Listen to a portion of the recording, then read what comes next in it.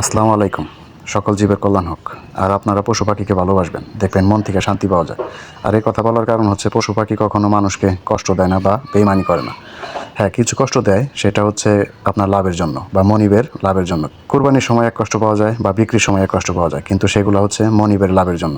আর অসুস্থ হয়ে যখন মারা যায় তখন একটু হয়তো ক্ষতিগ্রস্ত হয় আর একটু কষ্ট দেয়, কিন্তু সেটা হচ্ছে আল্লাহ তাআলার ইচ্ছা, কারণ সকল প্রাণীর মৃত্যু স্বাদ ভোগ করবে, এটাই স্বাভাবিক। আর এই কথা বলার কারণ হচ্ছে মানুষ হয়ে মানুষকে কষ্ট দেয়। হ্যাঁ, সুখের সময় কাটিয়ে আসছি, আর এখন আমার দুঃসময়।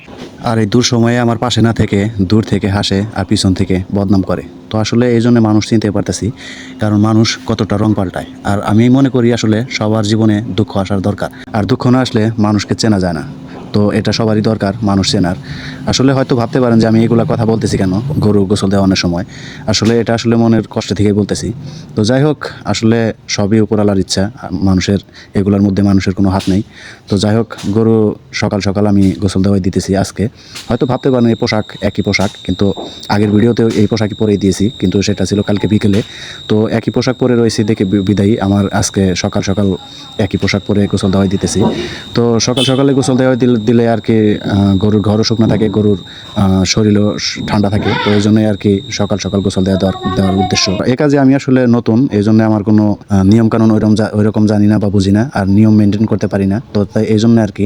তো আসলে আপনারা মানে যারা জানেন আমাকে একটু কমেন্টের মাধ্যমে জানিয়ে দিবেন আর একটু শেখাবেন।